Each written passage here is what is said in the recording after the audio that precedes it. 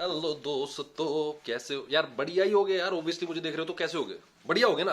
तो बस बढ़िया हो तुम, पता है मुझे। तो भाई दिवाली हमने मना ली है और आज तुम बाजारों के एक बार चक्कर मार के आओ। मैं तो कल शाम को ही गया था बाजारों के चक्कर वक्कर मारने, क्योंकि हम थोड़े से ऑब्जर्वर इंटेलेक्चुअल भी तो बनना होता है हमें। तो भाइयों, हम चक्कर वक्कर लगा के आए शाम को। पूरा बाजार मतलब पटा पड़ा था कचरों से। मतलब हर तरह का कचरा, हर तरह का पैकेट, हर तरह का पटाखा। वहां पर खरीदारी के बाद कपड़े वपड़े सब लत्ते बिखरे पड़े थे। तो ये बड़ा कॉमन पैटर्न आप देखोगे पूरे हिंदुस्तान में, पूरे अपने देश में। हर जगह जगह आप चले जाओ, आप वंदे भारत में चले जाओ, गाड़ियां, लोग खा पी के डब्बे, नमकीन के पैकेट, बिस्लेरी की बोतल पूरी ऐसी तैसी कर देंगे। आप चले जाओ भाई कहीं हरिद्वार गंगा के घाट पे, वहां पे देख लो गंदगी का जो जमघट जो मचा मिलेगा। इस टाइम तो फिर भी थोड़ा ठीक है यूपी योगी सरकार में, लेकिन भाई साहब जो एक टाइम हालत होती थी अयोध्या की, श्री राम की जो नगरी थी उसकी जो हालत थी, इस टाइम देख लो। अयोध्या के बाद जितने दिए जलाए गए हैं, वहां से दियों के जो तेल है वो तेल चोरी किया जा रहा है वहां से। तो ये श्री राम के भक्ति, ये जो भक्त है ना, इनकी औकात ये है, ये तेल चोरी करने में लगे हुए हैं, तेल चोर हैं ये। फिर कहते हैं यार हम दुनिया में पीछे क्यों हैं, पाकिस्तान में आंखें कैसे दिखा देता है। ये भक्ति है तुम्हारी? यार पाकिस्तान तुम्हें आंखें नहीं दिखाएगा क्या? तुम्हारी भक्ति तो देख लो यार। 2 रुपए का तेल, 2.5 रुपए की डिब्बिया चुराने में लगे हुए हो तुम, और कह रहे हो हम श्री राम के भक्त हैं, हम उसकी नगरी में आए हैं दिवाली मनाने। अब कहीं तो शर्म कर लो। तो लैक ऑफ सिविक सेंस एक बड़ा सीरियस मुद्दा है भाइयों, कोई हंसी मजा या ठट्ठे की बात नहीं है। और ये इंडिया की नहीं, ये पूरी दुनिया में फेमस हो चुके हैं हम। सिर्फ इंडिया और ये सब कॉन्टिनेंट में नहीं, पूरी दुनिया में हम फेमस है हमारी सिविक सेंस। हम दुबई के मॉल में जाते हैं, जो सबसे बड़ा जो बिल्डिंग है वहां पर बैठते हैं अखबार लगा के। एयरपोर्ट पे हम बैठे होते हैं अपनी चद्दरें बिछा के, पूरी हलवा चल रहा है वहां पर अचार के साथ, है ना। अभी मैं रेलवे स्टेशन पर था, ऋषिकेश, हरिद्वार, पुणे। भाई साहब सीटें खाली पड़ी हुई हैं, रेलवे स्टेशन की सीटें खाली पड़ी हुई हैं, एयरपोर्ट की सीटें खाली पड़ी हुई हैं। लोग बैठ गए नीचे अपना चद्दर लगा के, अपनी अखबार बिछा के। एक दो आदमी नहीं, जत्थे के जत्थे, पूरे के पूरे परिवार समेत। और परिवार समेत ही चलते हैं हम तो, जब भी चलते हैं कुनबे के कुनबे, तो सबके सब बैठे हुए हैं। तो एक लैक ऑफ सिविक सेंस। मैंने एक वीडियो भी देखी थी जिसमें बता रहे थे कि हमारा लैक ऑफ सिविक सेंस नहीं है, लैक ऑफ एम्पथी है। मतलब कि आपके अंदर अगर सहानुभूति अगर आप दिखा नहीं सकते अपने किसी फेलो बंदे के प्रति या फेलो किसी सिटीजन के प्रति, तो आपके अंदर एक lack of civic sense generate होगी ही होगी। रीजन इसका ये है भाई, जब यहाँ पर इतनी मारकाट हो हर चीज को लेकर, नंबरों को लेकर, नौकरी को लेकर, है ना, छोकरी को लेकर, ब्याह को लेकर, जब बेसिक चीज फूड आइटम्स को लेकर, राशन की दुकान में जब लाइन लग रही हो, जब इन चीजों की मारामारी हो, तब कौन आदमी देखेगा कि मुझे सफाई करनी है, या कौन आदमी इतनी बुद्धि डेवलप करेगा कि मुझे देश के बारे में सोचना है। क्वालिटी तो क्वांटिटी पे कंट्रोल करने से आएगी ना, जब आप ऑलरेडी ओवर पॉपुलेटेड हो, और जब आपकी 70-80 करोड़ लोग मुफ्त का राशन खा खा के जिंदा हो, मुफ्त की चावल दाल, लो प्रोटीन हाई कार्ब वाली, तब जब आप इतना घटिया भोजन आप कर रहे हो, तो आपके अंदर मुझे नहीं लगता आप थोड़ा बहुत सोचोगे भी कि यार मैं जो ये गंदगी कर रहा हूं, इससे मेरे जो साथ में जो बंदा जो मुफ्त का खाना खा रहा है, इसको क्या असर। भाई असर गंदगी का है, सफाई का इंसानों पे पड़ता है, कीड़े मकोड़ों पे नहीं पड़ता। बुरा मत मानना, हम सब कीड़े मकोड़े ही हैं। जब आबादी हद से ज्यादा बढ़ जाती है तो इंसान और कीड़े मकोड़ों में क्या, कीड़े मकोड़े क्या होते हैं जिनकी आबादी बहुत ज्यादा है, जो एक के ऊपर एक चढ़ते हुए लाइन बनाते हुए जा रहे हैं चीनी की, एक के ऊपर एक चढ़े हुए टीले के ऊपर, किसी कॉमन सी चीज के लिए, किसी मिश्री के डले के लिए सब लगे पड़े हैं। हम क्या कर रहे हैं? हम भी तो वही कर रहे हैं, जरा सी नौकरी के लिए, जरा से पैसे के लिए, एक दुकान के लिए, सब जुटे पड़े हैं उसी में। नहीं यकीन आता तो दिल्ली जाके देख लो, सदर बाजार में घुस के देख लो एक बार, जितने व्यापारी बैठे हुए हैं, किन किन हालातों में बैठे हुए हैं। सफाई नहीं हुई, महीनों महीनों साल साल से सफाई, झाड़ू ही नहीं लगी वहां पर। कोई किसी को कोई कंप्लेंट नहीं, किसी को कोई शिकायत नहीं।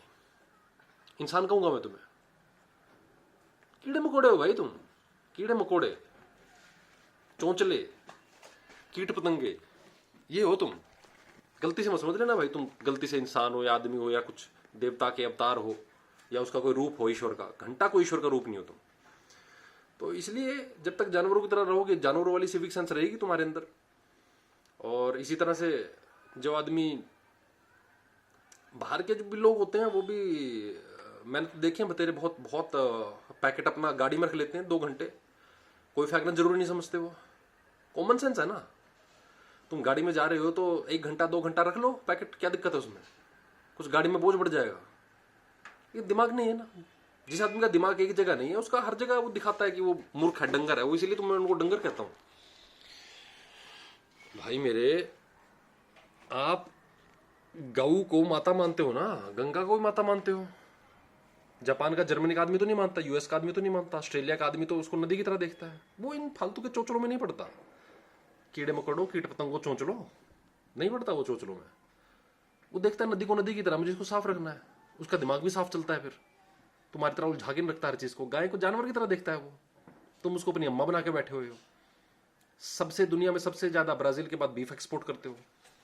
इसका मतलब है दुनिया में दूसरे नंबर पर सबसे ज्यादा गाय की हत्या हमारे देश में होती है,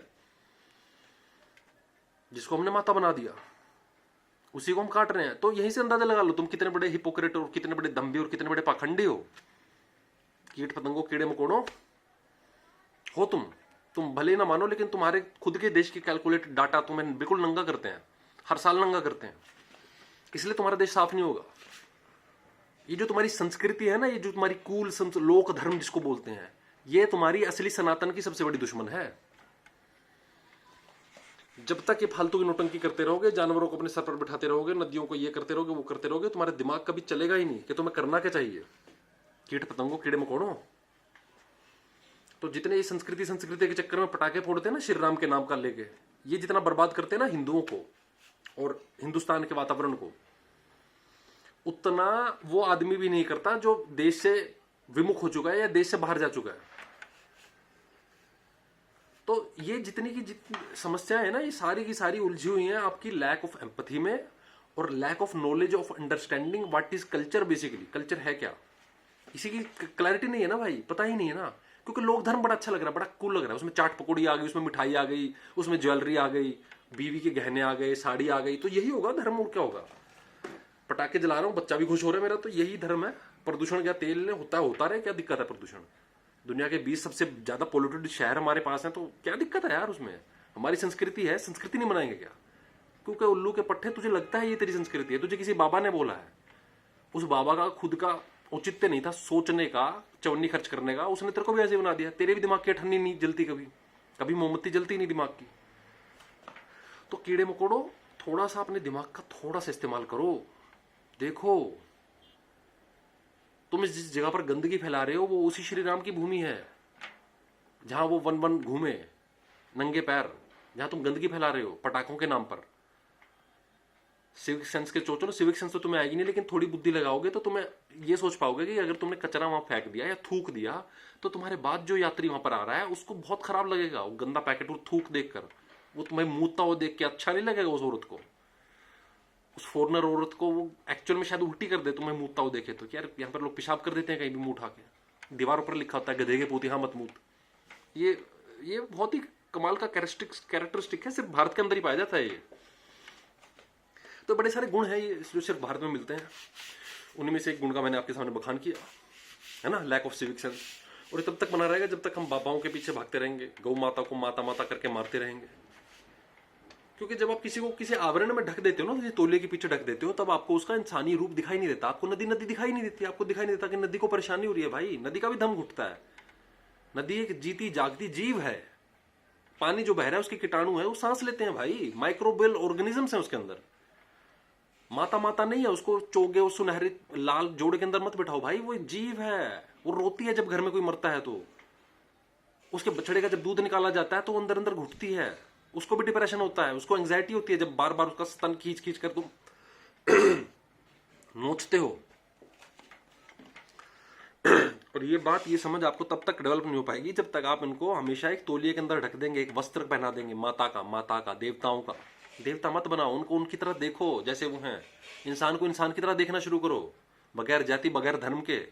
तभी तो सिविक सेंस, सफाई करने की बेसिक बुद्धि डेवलप होगी कीड़े मकोड़ों। तो भाई वीडियो कैसी लगी आप बताना मुझे जरूर, और कमेंट करना और लाइक करना, और किसी को सेंड करना हो जो बहुत ज्यादा थूक देता हो, कहीं भी गंदगी फैला देता हो और बिल्कुल फटे हाल तौलिए की तरह रहता हो, और आसपास भी गंदगी मचा रखी हो, जिसने खूब पटाखे बजा बजा कर दिवाली पर, और कहता हो बड़ी शान से कि यार ये तो हमारी संस्कृति का पार्ट है। अबे 100 साल पहले आया है यहाँ पर पटाखे। बारूद तो कभी इंडिया ने डेवलप ही नहीं किया, आया ही चाइना से है। 500 साल पहले बाबर लेके आया था। तुम्हारी संस्कृति कहाँ भाई, तुम्हारी संस्कृति का बारूद से क्या लेना देना मेरे भाई। बारूद, श्री राम, पटाखे, रॉकेट, चक्री, श्री राम, कुछ कनेक्शन दिखाई दे रहा है श्री राम का और पटाखों का? अपना माल बेचने के लिए एक पटाखा फैक्ट्री को मिल गए तुम, और तुम भी बने जा रहे हो उसके चोमू।